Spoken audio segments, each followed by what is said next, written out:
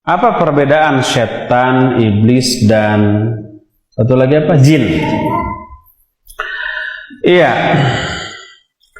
Iblis makhluk dari kalangan bangsa jin. Sebagaimana yang Allah ungkapkan dalam surah Al-Kahfi, wa idh qulna lil malaikati isjudu li adama fasajadu illa iblis kana minal jinni fafasaqa an amri rabbih.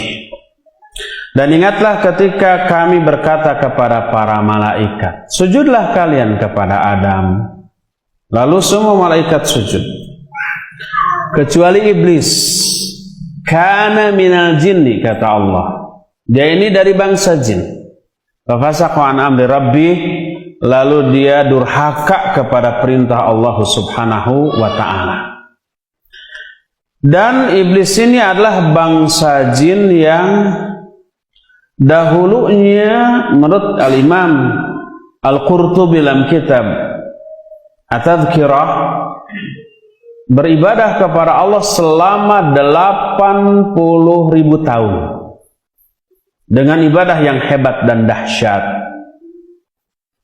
Tapi saking hebatnya itu ibadah, muncul rasa takabur dan ujub dalam dirinya karena merasa lebih baik dari yang lainnya dalam beribadah kepada Allah.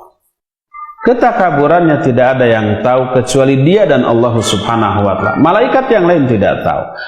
Dan Allah ingin membongkar ketakaburan iblis dalam bentuk diciptakannya Adam lalu disuruh nanti sujud.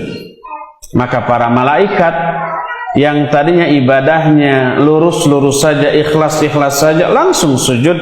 Adapun iblis terbongkarlah ketakaburannya dengan tidak mau sujud ketika diperintahkan oleh Allah Azza wa Jalla karena merasa lebih baik daripada Adam. Dan Allah menerangkan kana minal jinni, dia dari bangsa jin. Adapun jin itu makhluk yang Allah ciptakan dari api. Sebagaimana hadis riwayat Aisyah radhiyallahu anha, khuliqatil malaikatu min nur wa khuliqal jannu mim marij min nar wa khuliqa Adam mimma wusifa lakum. Malaikat diciptakan dari cahaya, sedangkan jin diciptakan dari api yang menyala. Sedangkan Adam diciptakan dari apa-apa yang telah diterangkan kepada kalian. Proses penciptaan Adam ini diterangkan dalam Al-Quran dan beberapa hadis yang sahih sudah diterangkan. Adapun proses penciptaan jin dan para malaikat tidak ada rincian baik dalam Al-Quran maupun hadis yang sahih. Tapi yang jelas para jin adalah makhluk yang diciptakan dari api dan mereka diciptakan lebih dahulu daripada manusia, dan tugas para jin hidup di alam dunia ini sama dengan tugas kita sebagai manusia, yaitu beribadah kepada Allah Subhanahu wa ta'ala. Kita tidak bisa melihat mereka, tapi mereka melihat kita. Adapun setan, setan ini sifat dari makhluk, baik makhluknya ini jin ataupun manusia ataupun binatang. Al-Imam Ibnu Katsir menyatakan setan berasal pertama mungkin dari kata syato, kedua mungkin berasal dari kata syatona. Kalau syato maknanya panas membakar, kalau syatona maknanya jauh. Dari kata ini terbentuk kata setan. Kenapa? Karena dua sifat ini terkandung pada setan, yaitu membakar emosi dan hawa nafsu dan jauh dari kebenaran. Makanya tali yang sangat panjang disebut hablun syatun, karena jauhnya jarak antara kedua ujung tali itu. Sumur yang sangat dalam, saking dalamnya jarak antara permukaan tanah dengan dasar sumur itu jauh, maka disebut bi'run syatun. Oleh karena itulah maka sebutan setan ditujukan baik kepada bangsa jin atau kepada bangsa manusia atau kepada bangsa binatang yang memiliki dua sifat ini, baik dia itu jauh dari kebenaran, jauh dari rahmat Allah, jauh dari syariat Islam yang Allah tetapkan, ataupun yang bersifat menghasut, memanas-manasi, membakar emosi dan hawa nafsu, maka itu setan, baik itu jin maupun manusia.